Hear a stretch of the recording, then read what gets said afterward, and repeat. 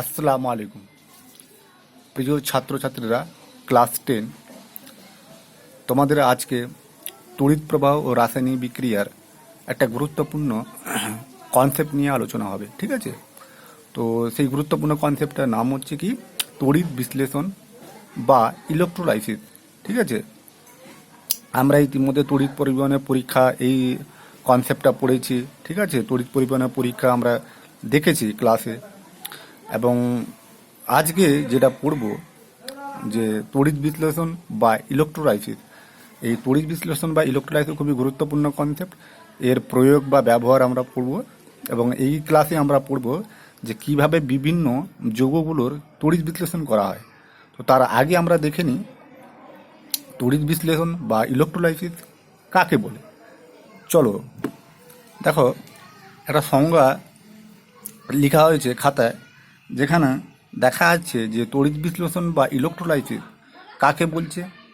বলছে যে প্রক্রিয়ায় কোনো তড়িৎ বিশ্লেষ্য পদার্থ ব্র্যাকেটে অ্যাসিড, ক্ষার, লবণ গলিত বা উপযুক্ত দ্রাবকে দ্রবীভূত হয়ে প্রবাহিত তড়িৎ ক্রিয়ার রাসায়নিকভাবে বিয়োজিত হয়ে নতুন পদার্থ উৎপন্ন করে এবং তড়িৎ পরিবহন করে, তাকে তড়িৎ বিশ্লেষণ বা ইলেকট্রোলাইসিস বলবো। ঠিক আছে, যে প্রক্রিয়া অর্থাৎ আমরা এর আগে যে সমস্ত তড়িৎ পরিবহন পরীক্ষাগুলো করেছিলাম, সেখানে দেখছিলাম বিভিন্ন রকম তড়িৎ বিশ্লেষ্য পদার্থগুলো অ্যাসিড, ক্ষার, যেরকম সোডিয়াম ক্লোরাইড একটা লবণ। তাহলে ওই সোডিয়াম ক্লোরাইড তড়িৎ বিশ্লেষ্য পদার্থটা একটা জলীয় দ্রবণে গলিত অবস্থায় দ্রবীভূত হয়ে যখন সে ক্যাটায়ন অ্যানায়ন উৎপন্ন করার মাধ্যমে তড়িৎ পরিবহন আমরা যখন পাঠাচ্ছি, তখন সে কী করছে, ওই ক্যাটায়ন অ্যানায়নগুলো তড়িৎ পরিবহন করছে। এই যে সমগ্র প্রক্রিয়াটাকে সমগ্র প্রসেসটাকে আমরা বলবো তড়িৎ বিশ্লেষণ। কেমন? ঠিক আছে, তড়িৎ বিশ্লেষণের প্রথমে কি হচ্ছে, প্রথমে একটা ব্যাটারি, যেরকম আমরা পরীক্ষায় করেছিলাম যে দেখো না একটু, যে এইরকম একটা পাত্র ছিল। ঠিক আছে, এই পাত্রের মধ্যে আমরা প্রথমে কি করেছিলাম না, এইরকম একটা জলীয় দ্রবণ নিয়েছিলাম। সাপোজ এটা ধরো সোডিয়াম ক্লোরাইডের জলীয় দ্রবণ, তার মধ্যে এইরকম একটা অ্যানোড, এইরকম একটা ক্যাথোড টিউব ছিল। হ্যাঁ, এর সাহায্যে কী করেছিলাম না, বিভিন্ন রকম আমরা এইরকম পজিটিভ আর নেগেটিভ ব্যাটারি তৈরি করেছিলাম এবং এই জলীয় দ্রবণ। তো এখানে কি হচ্ছে, এই ব্যাটারি পজিটিভ অংশ থেকে যখন কারেন্টটা পাঠিয়েছিলাম, এই অ্যানোডের মধ্যে আমার কী হচ্ছিলো, কারেন্ট ফ্লো হচ্ছিলো। ফলে এখান থেকে ক্যাটায়ন অ্যানায়নগুলো, তারা ক্যাটায়নগুলো এদিকে আমার পজিটিভগুলো ক্যাথোডের দিকে যাচ্ছিলো, আর অ্যানায়নগুলো আমরা এইখানে নেগেটিভ অ্যানোডের দিকে যাচ্ছিলো, তাই না? তাহলে এই যে সমগ্র প্রক্রিয়াটি আমরা তড়িৎ পরিবহনের পরীক্ষাগুলো করেছিলাম, তো সেখানে আমরা দেখছিলাম প্রথমে না এই ব্যাটারি বা সোর্স, এই যে ব্যাটারি বা সোর্স, এই সোর্স থেকে আমরা প্রথমে কি করেছিলাম, তড়িৎ পাঠিয়েছিলাম। এই তড়িৎটা এসে প্রথমে কি হলো না, অ্যানোডের দিকে আঘাত করলো, অ্যানোডে গিয়ে তড়িৎটা পৌঁছালো। তারপরে গিয়ে এই অ্যানায়ন এবং ক্যাটায়নগুলো কি করলো, তারা বিয়োজিত জলীয় দ্রবণে বিয়োজিত অবস্থায় আছে।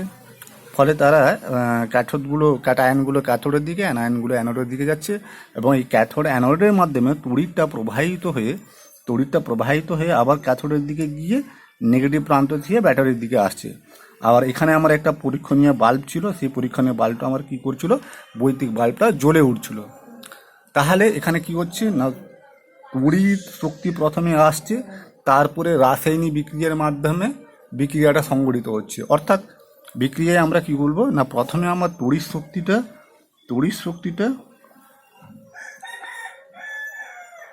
রাসায়নিক শক্তিতে রূপান্তরিত হচ্ছে। তড়িৎ শক্তিটা আমার কি হয়, রাসায়নিক শক্তিতে রূপান্তরিত হয়। ঠিক আছে, তাহলে তড়িৎ বিশ্লেষণে অনেক সময় কোশ্চেন দেয় যে তড়িৎ বিশ্লেষণে কোন শক্তিতে রূপান্তরিত হয়। প্রথমে তাহলে তুমি কি বলবে না, তড়িৎ শক্তিটা রাসায়নিক শক্তিতে রূপান্তরিত হচ্ছে। এই ব্যাটারি থেকে আমি শক্তি প্রবাহ করলাম, হ্যাঁ, তড়িৎ পাঠালাম, ফলে রাসায়নিক বিক্রিয়া ঘটলো। রাসায়নিক বিক্রিয়ার মাধ্যমে আমার কি হলো না, তড়িৎ প্রবাহ চালনা করলো। তার ফলে কি হলো, ক্যাটায়ন অ্যানায়ন উৎপন্ন হচ্ছে, তড়িৎ প্রবাহ চালনা হচ্ছে, পুরো সিস্টেমটা একটা বদ্ধ বর্তনীর মধ্যে সংগঠিত হচ্ছে। তাহলে এখানে আমি বলতে পারি যে তড়িৎ শক্তি রাসায়নিক শক্তিতে রূপান্তরিত হচ্ছে। আরও কিছু বৈশিষ্ট্যগুলো আছে, সেগুলো আমরা বইতে আছে, পড়ে নেব। আর কিছু বিশেষ বৈশিষ্ট্যগুলো এখানে বলার মতো সেরকম নেই। হ্যাঁ, তাহলে এখন আমরা যেটা পড়ব সেটা হচ্ছে কি, সেটা হচ্ছে যে এই তড়িৎ বিশ্লেষণ প্রক্রিয়ার মাধ্যমে কিভাবে বিভিন্ন যৌগকে তড়িৎ বিশ্লেষণ করা হয় সেগুলো আমরা পড়ব। তো এইগুলো হচ্ছে যেগুলো আমাকে পরীক্ষায় দেয়, খুব ইম্পর্টেন্ট জিনিসগুলো। হ্যাঁ, তড়িৎ বিশ্লেষণ কী এবং তড়িৎ বিশ্লেষণের সাহায্যে হ্যাঁ কীভাবে বিভিন্ন যৌগ যেমন জল, কপার সালফেটের দ্রবণ, ঠিক আছে, তড়িৎ বিশ্লেষণ করলে ক্যাথোড বা অ্যানোডে কী কী বিক্রিয়া ঘটবে এবং কী কী পদার্থ উৎপন্ন হয় সেইগুলো আমাদের পড়তে হবে। চলো আজকে আমি সেই নিয়ে আলোচনা করব। সর্বপ্রথম আমরা আজকে যেটা পড়ব সেটা হচ্ছে তড়িৎ বিশ্লেষণের মাধ্যমে জলের বিয়োজন, বা বলা হচ্ছে যে জলের তড়িৎ বিশ্লেষণ। কি জল? এটা শুধু এমনি জল নয়, এটা হচ্ছে অ্যাসিড মিশ্রিত জল, ঠিক আছে। এটাকে বলা হচ্ছে যে অ্যাসিড মিশ্রিত জলের তড়িৎ বিশ্লেষণ বা electrolysis of water in acetic catalysed. Electrolysis of water in acetic catalyse. দেখো এখানে খাতায় একটা হেডিং করা আছে, তোমরা পরিষ্কারভাবে দেখতে পাচ্ছ, ঠিক আছে। কি লেখা আছে? Electrolysis of water in acidic catalysed. Catalysed কথার অর্থ হচ্ছে অনুঘটক। ক্যাটালাইজড কথার অর্থ হচ্ছে অনুঘটক। অনুঘটক হচ্ছে কি? আমরা অনুঘটক আগে পড়েছি বা জানি। কোনো বিক্রিয়া যখন ঘটে, সেই বিক্রিয়া যদি ধীর গতি সম্পন্ন হয় বা বিক্রিয়া খুব ধীরে ধীরে যদি ঘটে থাকে, তাহলে কিছু কিছু অনুঘটক ওই বিক্রিয়ার মধ্যে যোগ করা হয়, যাতে করে বিক্রিয়ার গতিটা, বিক্রিয়ার হারটা বেশি বেশি করে বেড়ে যায়। ওই জন্য আমরা কি করি না, বিক্রিয়ার মধ্যে কিছু কিছু অনুঘটক যোগ করি, ঠিক আছে। এখানে জলের যে অ্যাসিড মিশ্রিত জল তড়িৎ বিশ্লেষণ কেন যোগ বলা হচ্ছে? কারণ এমনি এমনি যে জল, মানে খালি জলের কথা বলছি, ঠিক আছে, কোনো অ্যাসিড খাত থাকবে না, এমনি যে জল, তার যদি তড়িৎ বিশ্লেষণ করা হয়, তাহলে সেক্ষেত্রে জল পুরোপুরিভাবে কি হয়, আয়নে ভাঙে না বা বিয়োজিত হয় না, ঠিক আছে। এর ফলে কি হয় না, জলের মধ্যে কিছু পরিমাণ লঘু সালফিউরিক অ্যাসিড, এই অ্যাসিডটা হচ্ছে ডাইলিউট, ডাইলুট মানে লঘু সালফিউরিক অ্যাসিডটা এই অ্যাসিডের মধ্যে কিছু পরিমাণ দিয়ে দেওয়া হয় সামান্য, ফলে জলের বিয়োজন মাত্রাটা বেড়ে যায়। বেশি পরিমাণ বেশি বেশি করে জলটা কি হয়, বিয়োজিত হয়। ফলে আমাদের তড়িৎ বিশ্লেষণ, ইলেকট্রোলাইসিস প্রসেসে বা তড়িৎ বিশ্লেষণে জলের বিয়োজন করা হয়, বা বলা হয় অ্যাসিড মিশ্রিত জলের তড়িৎ বিশ্লেষণ, ঠিক আছে। তাহলে দেখে নেব আজকের এই পরীক্ষাটা কি করা হচ্ছে। আচ্ছা, এই পরীক্ষায় দেখা যাবে যে এটা হচ্ছে একটা টিউব, টিউব একটা হচ্ছে একটা চাকতির মতো, মাঝখানে একটা টিউব আছে। সেই টিউবের মধ্য দিয়ে কি হচ্ছে না, লঘু সালফিউরিক অ্যাসিড এবং ওয়াটার দেওয়া হচ্ছে, ঠিক আছে। এটা একটা পরীক্ষা, ঠিক আছে। আচ্ছা, একে বলা হয়, এই যে যন্ত্রটা, এই যন্ত্রটাকে বলা হচ্ছে, বা এই টোটাল যে সিস্টেমটা, মানে তড়িৎ বিশ্লেষক পদার্থ প্লাস তড়িৎদ্বার, এখানে তড়িৎদ্বারগুলো দুটো টিউব নেওয়া হয়েছে, দেখো এই দুটো টিউব, এবং এখানে একটা প্লাটিনামের কি হচ্ছে পাত, যেটাকে আমি অ্যানোড হিসেবে চিহ্নিত করছি। আর এদিকে বাম পাশে আমাদের একটা প্লাটিনামের আর একটা পাত আছে, যেটাকে আমি ক্যাথোড হিসেবে চিহ্নিত করছি। ক্যাথোড হিসেবে কেন না, এটা ব্যাটারির ঋণাত্মক প্রান্তের সঙ্গে যুক্ত আছে, ওই জন্য এটা ক্যাথোড। আর এটা ব্যাটারির ধনাত্মক প্রান্তের সঙ্গে যুক্ত আছে, এই জন্য এটা অ্যানোড। আচ্ছা, এই চাকতির মধ্যে দিয়ে পরপর করে আমি এখান থেকে ওই ভিতর থেকে পাত্রের মধ্যে আমি লঘু সালফিউরিক অ্যাসিড এবং জল মিশ্রিত দ্রবণ পাঠালাম, ঠিক আছে। এরপরে কি করব না, এই পরীক্ষায় আমি অবজারভেশন করব। তাহলে অবজারভেশন করার জন্য এখানে পজিটিভ প্রান্ত থেকে আমি এখানে কি করব না, তড়িৎটা পাঠালাম। তাহলে এখান থেকে কারেন্টটা গিয়ে এখানে অ্যানোডে গেল, ঠিক আছে, কারেন্টটা ফ্লো হলো। আর কারেন্টটা যেই ফ্লো হলো, তাহলে এই অ্যানোডটা কী হবে, ধনাত্মকগ্রস্ত হয়ে যাবে। আর আমার যে লঘু সালফিউরিক অ্যাসিড এবং ওয়াটারের জলীয় দ্রবণ নিয়েছিলাম, তাতে কি হয়েছে না H+, আর সালফেট মাইনাস, আর OH মাইনাস, এইসব ক্যাটায়নগুলো আর অ্যানায়নগুলো উৎপন্ন হবে, তাই না। কারণ জল যদি বিয়োজিত হয়ে যায়, তাহলে জল আয়নে কিছু পরিমাণ বিয়োজিত হয়ে কি করবে, জল কিছু পরিমাণ আয়নে বিয়োজিত হয়ে সে H+ আর OH- উৎপন্ন করবে। আর আমি কি নিয়েছি জলের সঙ্গে, সালফিউরিক অ্যাসিড নিয়েছি, এই সালফিউরিক অ্যাসিড কী হবে না AOH প্লাস আর সালফেট 2- উৎপন্ন হবে, ঠিক আছে, 2H+, সরি 2H+ আর সালফেট 2- উৎপন্ন করবে, তাই নয় কি?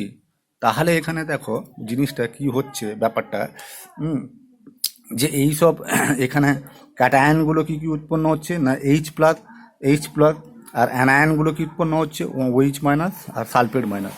তাহলে পরীক্ষার সাহায্যে ব্যাপারগুলো দেখো যে কি হচ্ছে, ঠিক আছে। তাহলে এখানে আমি বলতে পারি যে এই যে H+গুলো এখানে ক্যাথোড টিউব এই দিকে ধাবিত হবে, H+গুলো ক্যাটায়নগুলো এই দিকে ধাবিত হবে, ঠিক আছে। আর অ্যানায়নগুলো যেটা সালফেট আর OH- এগুলো অ্যানোডের দিকে ধাবিত হবে, অ্যানোডের দিকে যাবে, তাই না। প্রথমে তাহলে এই যে H+গুলো ক্যাথোডের দিকে গেল, তাহলে প্রথমে আমি কি করব না ক্যাথোড বিক্রিয়া লিখব। তাহলে ক্যাথোডে আমার কি হচ্ছে যদি বলি, দেখো ক্যাথোডে আমার কি ঘটছে, ক্যাথোডে এইরকম ব্যাপার ঘটছে। দেখো H+গুলো যখন ক্যাথোডে যাচ্ছে, সেখান থেকে একটা ইলেকট্রন, আমরা জানি ক্যাথোড থেকে কি হয়, ইলেকট্রন গ্রহণ করে দিয়ে হাইড্রোজেন পরমাণু তৈরি হলো, ঠিক আছে। এই হাইড্রোজেন পরমাণু একটা নয়, এইরকম করে একাধিক হাইড্রোজেন পরমাণু তৈরি হবে, এবং এক একটা হাইড্রোজেন পরমাণু নিজেদের মধ্যে যুক্ত হয়ে কি করবে, হাইড্রোজেন অণু বা গ্যাস, যেই হাইড্রোজেন গ্যাস উৎপন্ন করলো সেটা এই পরীক্ষার মাধ্যমে দেখো, এই টিউবের মধ্যে দিয়ে হাইড্রোজেন গ্যাস, এখানে লেখা আছে পরিষ্কারভাবে, এই হাইড্রোজেন গ্যাসগুলো এখানে কি করবে না পরীক্ষার মাধ্যমে টিউবের মধ্যে উঠে চলে যাবে। যেহেতু গ্যাস হালকা হবে, দ্রবণের উপরে উঠে যাবে, ফলে এখানে এই টিউবে গিয়ে জমা হবে, ঠিক আছে। তাহলে এটা গেল আমার ক্যাথোড বিক্রিয়া। তারপরে স্যার অ্যানোড বিক্রিয়া কি? অ্যানোডে কি উৎপন্ন হচ্ছে, যদি অ্যানোডের কথা বলি, যে অ্যানোডে কি উৎপন্ন হচ্ছে,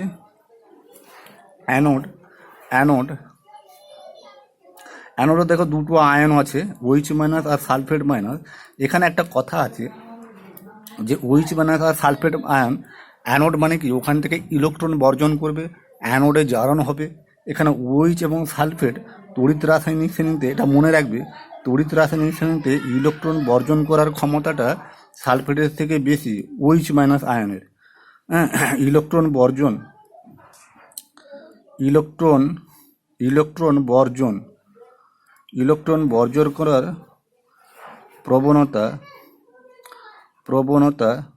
বর্জন করার প্রবণতাটা কার না OH- বেশি, কার থেকে, সালফেট থেকে। ফলে এখানে অ্যানোড বিক্রিয়ায় OH- কি করবে না OH মূলকে পরিণত হবে এবং ইলেকট্রন বর্জন করবে। তাহলে এইরকমভাবে একটা OH- নয়, একাধিক OH- এবং এক একটা OH- আর একটা OH- সঙ্গে যুক্ত হয়ে জল উৎপন্ন করবে আর অক্সিজেন পরমাণু উৎপন্ন করবে। এই রকম যদি বিক্রিয়া ঘটতেই থাকে, পরপর যদি বিক্রিয়াগুলো ঘটতে থাকে, তাহলে একটা অক্সিজেন উৎপন্ন হবে না নিশ্চয়ই। এইরকমভাবে এক একটা অক্সিজেন উৎপন্ন হতে থাকবে, অক্সিজেন পরমাণু, এবং এক একটা অক্সিজেন পরমাণু নিজেদের মধ্যে বিক্রিয়া করে কি করবে, অক্সিজেন গ্যাস বা অক্সিজেন অণু তৈরি করবে। সেই রকমভাবে আবার আমি ওই পরীক্ষায় চলে যাচ্ছি টিউবে। তাহলে এখানে এই যে অক্সিজেনগুলো এই অ্যানোড পাত্র থেকে মুক্ত হলো, এগুলো কি করবে, অক্সিজেনগুলো O2 গ্যাস আকারে উপরের দিকে উঠে গেল, ঠিক আছে। তাহলে আমি দেখলাম যে যেই আমি এখানে ব্যাটারিটা দিয়েছিলাম, পরপর কী হলো বিক্রিয়াগুলোতে, না আমি দেখলাম যে এই ক্যাথোড টিউবের মধ্যে আমার হাইড্রোজেন গ্যাস উৎপন্ন হয়েছে, আর অ্যানোড টিউবের মধ্যে আমার অক্সিজেন গ্যাস উৎপন্ন হয়েছে, ঠিক আছে। তাহলে এই বিক্রিয়ার সাহায্যে আমি এটা দেখলাম। তারপরে আমি বিক্রিয়া দেখলাম যে আমার ক্যাথোডের মধ্যে এই বিক্রিয়া ঘটেছে, আর অ্যানোডের মধ্যে আমার এই বিক্রিয়া ঘটেছে। বোঝা গেল ব্যাপারটা, একদম সহজ জিনিস। তাহলে ক্যাথোডে আমার কি হয়েছে, হাইড্রোজেন গ্যাস উৎপন্ন হয়েছে, অ্যানোডের মধ্যে আমার অক্সিজেন গ্যাস উৎপন্ন হয়েছে। আচ্ছা, এই বিক্রিয়াটাকে ঠিকঠাকভাবে দেখো, এই বিক্রিয়াটা ঠিকঠাকভাবে যদি দেখা হয়, তাহলে দেখো এখানে দুটো অক্সিজেন মিলে O2 হয়েছে। এই বিক্রিয়াটা কোথা থেকে এসছে, এই অক্সিজেনগুলো এইখান থেকে এসছে। এখানে কটা অক্সিজেন আছে, এখানে একটা অক্সিজেন, তাহলে এখানে আমি একটা অক্সিজেনকে টু অক্সিজেন করব। এখানে দুটো অক্সিজেন, আর এখানে কত আছে, একটা অক্সিজেন একটা, তাহলে এই বিক্রিয়াতে কী হবে, 2H2O 2OH, ঠিক আছে। তাহলে এখানে আমার সমতা বিধান হচ্ছে কিনা বিক্রিয়াগুলো দেখে নেবো। তাহলে এখানে কি হবে না 4OH তাহলে দুটো দুটো দুটো হাইড্রোজেন, দুটো অক্সিজেন, তাহলে 4 ইলেকট্রন। ঠিক আছে, তাহলে এইরকমভাবে 4 ইলেকট্রন এখানে যদি হয়, তাহলে সেমভাবে ইলেকট্রন আমাকে এই বিক্রিয়াও ঠিক করতে হবে, কারণ যটা ইলেকট্রন আমার অ্যানোড বিক্রিয়া থাকবে ততই ইলেকট্রন আমার ক্যাথোড বিক্রিয়া থাকবে, না হলে তড়িৎ প্রশম হবে না, ইলেকট্রিক্যাল চার্জ নিউট্রাল হবে না, সমান করতে হবে। ফলে এখানে যদি আমি 4 ইলেকট্রন দিই, তাহলে এখানে কী হবে, যে হাইড্রোজেনকে 4 করতে হবে, তাহলে 4 হাইড্রোজেন 4, তাহলে 4H প্লাস করতে হবে, এখানেও 4H প্লাস করতে হবে, ফলে 4 হাইড্রোজেন হবে, তাহলে এখানে 2H করতে হবে, তাহলে এটা 2H2 হবে। বোঝা গেল? তাহলে এখান থেকে আমি দেখলাম যে হাইড্রোজেন আর অক্সিজেন, আমার ক্যাথোডে উৎপন্ন হলো হাইড্রোজেন 2H2, আর অক্সিজেন উৎপন্ন হলো O2, মানে 2:1 অনুপাতে হাইড্রোজেন এবং অক্সিজেন উৎপন্ন হচ্ছে ক্যাথোডে। ওই জন্য এখানে পরীক্ষায় দেখো হাইড্রোজেনের যে তলটা উপরের দিকে আছে আর অক্সিজেনের তলটা কিছুটা নিচের দিকে আছে। কথাগুলো বুঝতে পারছো? তাহলে এখান থেকে এই বিক্রিয়ার মাধ্যমে দেখা গেল যে জলের যদি তড়িৎ বিশ্লেষণ করা হয় আম্লিক মাধ্যমে, যে তাহলে আমার 2:1 অনুপাতে জল এবং হাইড্রোজেন এবং জল উৎপন্ন হচ্ছে। আর এটাও আমরা জানি যে H2O-তে 2 অনুপাত হাইড্রোজেন থাকে আর 1 অনুপাত কি থাকে, অক্সিজেন থাকে। মানে 2H2O যদি করি তাহলে এখান থেকে কী হবে না 2H2 প্লাস O2, তাই না?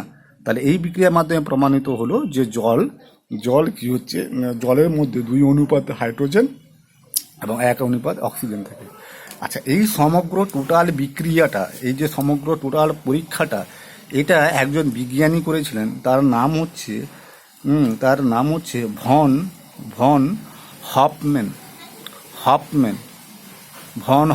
ঠিক আছে, ভ্যান ভন হফম্যান, এটার নাম ভন হফম্যান। 1866 খ্রিস্টাব্দে তিনি এই পরীক্ষাটা করেছিলেন, এবং এই টোটাল যে তড়িৎ বিশ্লেষক দ্রবণ এবং অ্যানোড ক্যাথোড, এই টোটাল সিস্টেমটাকে আমরা ভোল্ট মিটার বলি।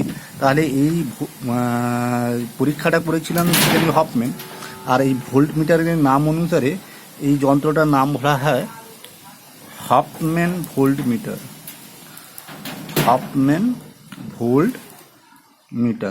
ঠিক আছে, তাহলে হফম্যান ভোল্ট মিটার যন্ত্রের সাহায্যে আম্লিক মিশ্রিত বা অ্যাসিড মিশ্রিত জলের তড়িৎ বিশ্লেষণ করা হয়।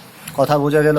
ঠিক আছে, তাহলে এইরকমভাবে আমরা electrolysis of water in acidic catalysed এই পরীক্ষাটা করলাম। আশা করি তোমরা সবাই বুঝতে পেরেছো, এবং এর ফলে অ্যানোড এবং ক্যাথোডে আমার 2:1 অনুপাতে হাইড্রোজেন এবং অক্সিজেন উৎপন্ন হয়েছে। হাইড্রোজেন 2 অনুপাত এবং অক্সিজেন গ্যাস 1 অনুপাত উৎপন্ন হয়েছে, বা 1 আয়তন উৎপন্ন হয়েছে। এরপরে আমরা আজকে যেটা পড়ব সেটা হচ্ছে কপার তড়িৎদ্বারের সাহায্যে কপার সালফেটের জলীয় দ্রবণের তড়িৎ বিশ্লেষণ। আবার বলছি, কপার সালফেটের জলীয় দ্রবণের তড়িৎ বিশ্লেষণ কপার তড়িৎদ্বারের সাহায্যে। ধরো কপার সালফেটের জলীয় দ্রবণের তড়িৎ বিশ্লেষণ দুটো পদ্ধতিতে করা হয় বা দুভাবে করা হয়। একটা হচ্ছে কপার তড়িৎদ্বারের উপস্থিতিতে, আর একটা হচ্ছে প্ল্যাটিনাম তড়িৎদ্বারের উপস্থিতিতে। কপার তড়িৎদ্বারকে বলা হচ্ছে সক্রিয় তড়িৎদ্বার, আর প্ল্যাটিনাম তড়িৎদ্বারকে বলা হয় নিষ্ক্রিয় তড়িৎদ্বার। সক্রিয় তড়িৎদ্বার হচ্ছে সেই সব তড়িৎদ্বার যারা তড়িৎ বিশ্লেষণে তড়িৎদ্বার হিসেবে তো ব্যবহৃত হয়, তার সাথে সাথে ওই তড়িৎ বিশ্লেষণ দ্রবণে তারা আবার বিক্রিয়া করে ফেলে। এখানে কপার এই তড়িৎ বিশ্লেষণ দ্রবণে কি হয় না তড়িৎদ্বার হিসাবে কাজ করে, আবার ওই তড়িৎ বিশ্লেষণে বিক্রিয়াও করে ফেলে। এগুলোকে আমরা সক্রিয় তড়িৎদ্বার বলবো। ঠিক আছে, আবার প্ল্যাটিনাম যেগুলো উচ্চ গলনাঙ্ক বিশিষ্ট বা উচ্চ দৃঢ়তা সম্পন্ন যে সমস্ত পদার্থগুলো, যেমন প্ল্যাটিনাম, গোল্ড, সিলভার, এইসব পদার্থগুলোর তৈরি যদি কোনো দণ্ড বা পাত আমরা ক্যাথোড বা অ্যানোড হিসাবে তড়িৎদ্বার হিসাবে ব্যবহার করি, তাহলে ওগুলো তো দেখব যে এইসব তড়িৎদ্বারগুলো তড়িৎ বিশ্লেষণের সময় কোনোভাবে তড়িৎ বিশ্লেষক পদার্থের সঙ্গে বা জলীয় দ্রবণে বিক্রিয়া করবে না। ঠিক আছে, তখন আমরা তাকে নিষ্ক্রিয় তড়িৎদ্বার বলবো, নিষ্ক্রিয় তড়িৎদ্বার। ঠিক আছে, চলো আজকে যেটা পড়বো সেটা হচ্ছে ইলেকট্রোলাইসিস অফ, এখানে লেখা আছে দেখো, electrolysis of copper sulphate solution using copper electrode. Electrode মানে তড়িৎদ্বার বলেছি আগে, ইলেকট্রোড মানে তড়িৎদ্বার অর্থাৎ অ্যানোড ক্যাথোড। এখানে কপারের তৈরি দুটো অ্যানোড ক্যাথোড নিলাম, কপারের তৈরি দুটো অ্যানোড দণ্ড এবং ক্যাথোড দণ্ড নিয়েছি। কপার সালফেট দ্রবণের হ্যাঁ, ইলেকট্রোলাইসিস মানে তড়িৎ বিশ্লেষণ হচ্ছে। ঠিক আছে, এটা তোমরা জানোই। হ্যাঁ, তাহলে এখানে দেখে নাও যে কি হচ্ছে ব্যাপারগুলো কি হচ্ছে। দেখো যে পজিটিভ আর নেগেটিভ একটা ব্যাটারি যুক্ত আমি নিয়ে নিয়েছি, যার সঙ্গে পজিটিভটা আমি কি করেছি অ্যানোডের সঙ্গে, অ্যানোড দণ্ডের সঙ্গে যুক্ত করেছি, আর নেগেটিভটা আমি ক্যাথোড দণ্ডের সঙ্গে যুক্ত করেছি। ঠিক আছে, তাহলে এখানে যে জিনিসটা হচ্ছে সেটা দেখে নাও কী ব্যাপার হচ্ছে। দেখো কপার সালফেটের জলীয় দ্রবণ, এটা নিয়েছি আমি কি না, এটা হচ্ছে কপার সালফেটের জলীয় দ্রবণ। ঠিক আছে, কপার সালফেটের জলীয় দ্রবণ। তাহলে দেখো কপার সালফেটের জলীয় দ্রবণ মানে ওর মধ্যে কি আছে। কপার সালফেটের জলীয় দ্রবণ মধ্যে কপার সালফেটের জলীয় দ্রবণ মানে ওর মধ্যে কি আছে গো না, ওর মধ্যে আছে কপার সালফেট আছে, যে কিনা Cu2+ প্লাস SO4 2- হিসেবে ভেঙে গেছে। আর কি আছে, জল আছে। জল কত না H+ আর OH- আয়নে ভেঙে গেছে। তাহলে এই সমস্ত কি হচ্ছে ক্যাটায়ন, যে কিনা Cu2+ আর H+ দুটো উৎপন্ন হলো, আর এখানে অ্যানায়ন কি উৎপন্ন হলো, সালফেট 2- আর OH-। ঠিক আছে, তাহলে জলীয় দ্রবণে এই ক্যাটায়ন আর অ্যানায়ন উৎপন্ন হচ্ছে। স্বাভাবিকভাবে ক্যাটায়নগুলো আমার কি হবে, Cu2+ আর H+, এগুলো কোথায় যাবে না ক্যাথোড টিউবের দিকে যাওয়ার চেষ্টা করবে। ঠিক আছে, আর সালফেট 2- বা OH- এগুলো কোথায় যাবে না, এগুলো আমার অ্যানোড টিউবের দিকে যাওয়ার চেষ্টা করবে। ঠিক আছে, এবারই ব্যাপারটা কি ঘটছে না, ক্যাথোড অ্যানোড বিক্রিয়া ঘটবে। এবারই আমাকে দেখতে হবে যে আমার ক্যাথোডে কি উৎপন্ন হচ্ছে আর অ্যানোডে কি উৎপন্ন হচ্ছে, বা ক্যাথোডে আমার কি বিক্রিয়া ঘটছে, অ্যানোডে কি বিক্রিয়া ঘটছে, সেটা আমাকে উল্লেখ রাখতে হবে। ঠিক আছে, তাহলে এখানে আমি দেখব, দেখো এখানে দুটো আয়ন আছে, একটা হচ্ছে কপার, একটা হচ্ছে H+। তাহলে এখানে H+ আগে যাবে না Cu2+ আগে যাবে ক্যাথোড দ্বন্দ্বের মধ্যে, সেটা আমাকে দেখতে হবে। এখানে ওই তড়িৎ রাসায়নিক শ্রেণীতে দেখো Cu2+ এবং H+, এই দুটো ক্যাটায়নের মধ্যে কার ইলেকট্রন গ্রহণের প্রবণতা বেশি, সেই ক্যাথোডের দিকে আগে যাবে। সেখানে দেখতে হবে, মনে রাখবে Cu2+ এর ইলেকট্রন গ্রহণের প্রবণতা, Cu2+ এর ইলেকট্রন গ্রহণের প্রবণতা কি হচ্ছে না হাইড্রোজেন থেকে বেশি।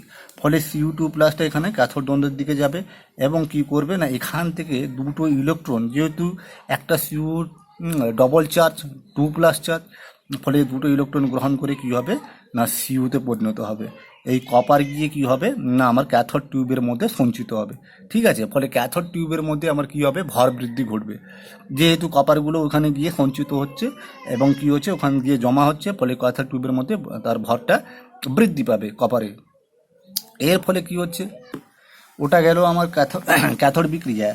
অ্যানোড বিক্রিয়া আমার কি হচ্ছে, অ্যানোড বিক্রিয়া আমি দেখে নেবো। অ্যানোড বিক্রিয়া কি হচ্ছে, OH- আয়ন আর সালফেট আয়ন, দুটো অ্যানায়ন উৎপন্ন হচ্ছিল। এখনই আমরা কিছুক্ষণ আগে জলের তড়িৎ বিশ্লেষণে পড়েছি যে ওখানে OH- ইলেকট্রন ত্যাগের প্রবণতা সালফেট আয়ন থেকে বেশি হয়। OH- ইলেকট্রন ত্যাগের প্রবণতাটা সালফেট আয়ন থেকে বেশি হয়, জানতাম। কিন্তু এখানে ব্যাপারটা আলাদা ঘটবে। এখানে ব্যাপারটা যেটা ঘটবে সেটা হচ্ছে না OH- আয়ন না সালফেট আয়ন, দুটোই আয়নই কপার বা ক্যাথোড টিউবের মধ্যে যেতে পারবে না। ঠিক আছে, দুটো আয়নিক ক্যাথোড বা অ্যানোড বা কপার, এই যে কপারের দণ্ড যে অ্যানোডটা, এই অ্যানোডে যাওয়ার আগে ভাগেই কি হয় না Cu2+ আয়নটা এই কপার দণ্ড থেকে, মানে কপারের তৈরি যে দণ্ডটা, অ্যানোড দণ্ডটা, এই জলীয় দ্রবণে, এটা যেহেতু একটু আগেই বলেছিলাম যে সক্রিয় তড়িৎদ্বার, কপারটা হচ্ছে কি সক্রিয় তড়িৎদ্বার। ফলে কি হচ্ছে না এখান থেকে যেই আমি তড়িৎটা পাঠিয়েছিলাম প্রথমে পজিটিভ তড়িৎটা পাঠিয়েছিলাম, সঙ্গে সঙ্গে এখান থেকে কি হলো না কপারগুলো ইলেকট্রন বর্জন করে দিয়ে Cu2+ আয়ন উৎপন্ন হয়ে গেছে গো। কপারগুলো Cu2+ আয়ন উৎপন্ন হয়ে গেছে, যে জলীয় দ্রবণে বেরিয়ে চলে এসছে। কোথা থেকে না এই কপার দণ্ড থেকে কপারগুলো কি করেছে না ইলেকট্রন বর্জন করে দিয়ে Cu2+ আয়নে চলে এসছে। অ্যানোড থেকে কি হয়, ইলেকট্রন বর্জন করে।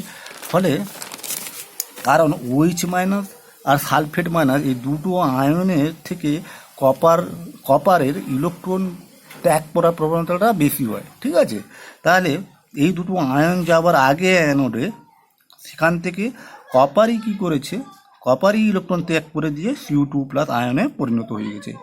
ফলে ফলে যেটা হয় যে এই অ্যানোড দণ্ডটা ক্রমশ এই কপার, এই তো কপার মূল উপাদানগুলো দিয়ে তৈরি, ফলে কপারগুলো যদি এখান থেকে বেরিয়ে যেতে থাকে তাহলে এ কী করবে না, এখান থেকে কপারগুলো যদি বেরিয়ে যায় তাহলে এই অ্যানোড দণ্ডটা ক্রমশ কী হবে, ক্ষয় পেতে থাকবে, ক্রমশ অ্যানোড দণ্ডটা কী হবে, ক্ষয় পেতে থাকবে। আবার একটা নির্দিষ্ট সময়ের অবকাশ যদি আমরা দেখি যে যে পরিমাণ কপারগুলো অ্যানোডে সঞ্চিত হচ্ছে, ঠিক সেই পরিমাণ Cu2+ আয়নগুলো কী হচ্ছে না, এই কপার দণ্ড থেকে বেরিয়ে যাচ্ছে। ফলে দ্রবণের মধ্যে কপারের যে গাঢ়ত্ব হ্রাস পাওয়ার কথা, সেইটা হ্রাস পাচ্ছে না, কপারের গাঢ়ত্বটা কী হচ্ছে, সেম থাকছে।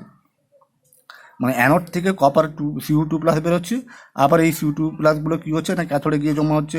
ফলে কপারের জলীয় দ্রবণে কপারের গাঢ়ত্বের কোনো পরিবর্তন হচ্ছে না, কথা বোঝা গেল। আর এই অ্যানোড দণ্ডটা ধীরে ধীরে ধীরে ধীরে কপারগুলো বেরিয়ে যাবে, এটা কি হচ্ছে না, ক্ষয় পেতে থাকছে।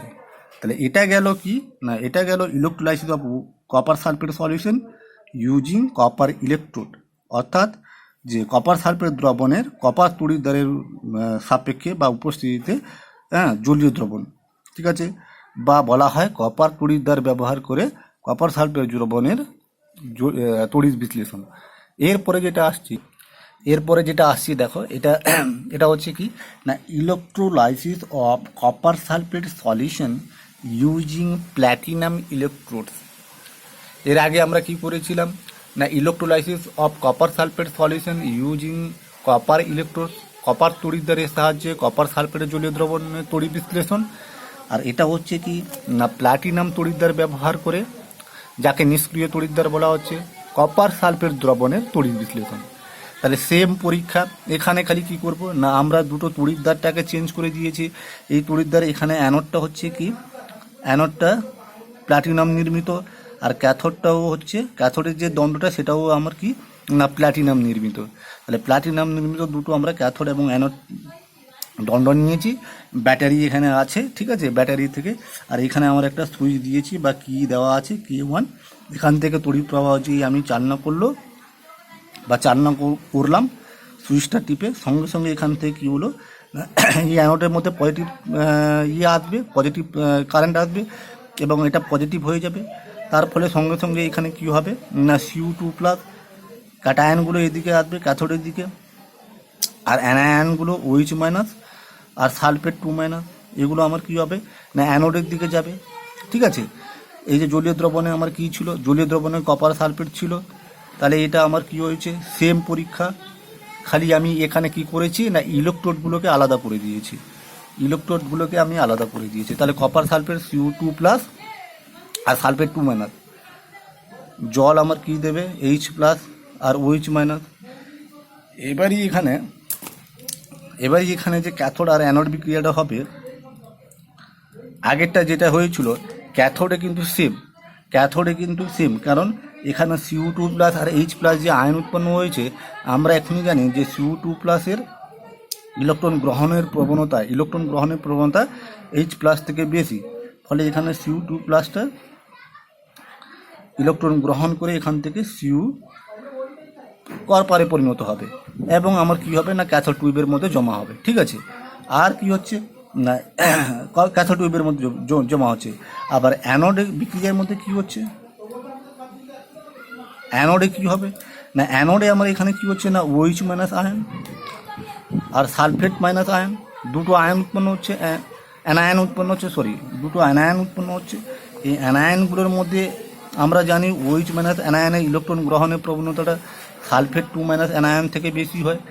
ফলে OH- আয়নটা এখানে কি হবে না, এখান থেকে আমার কি করবে, OH মূলক প্লাস ইলেকট্রন, মানে ইলেকট্রন এখান থেকে বর্জন করবে।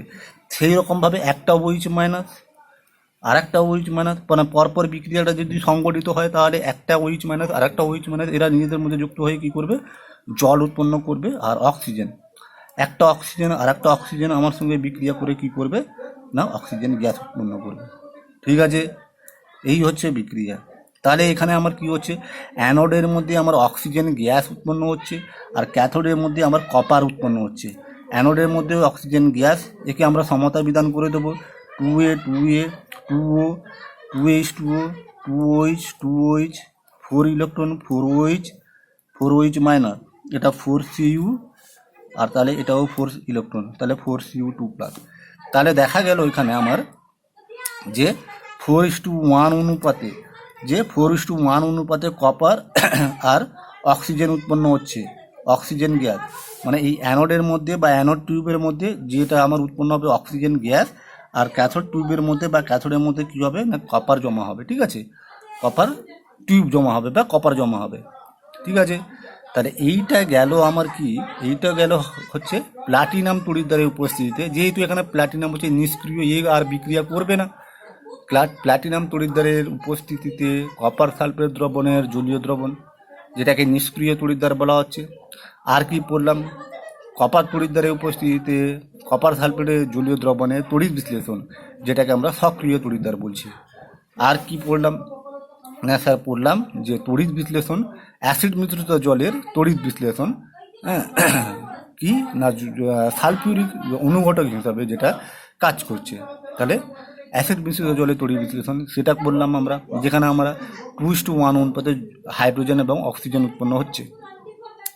আর তড়িৎ বিশ্লেষণ এরপরে নেক্সট ভিডিওতে আমরা পড়ব, সেটা হচ্ছে তড়িৎ বিশ্লেষণের প্রয়োগ এবং তড়িৎ বিশ্লেষণের ব্যবহার।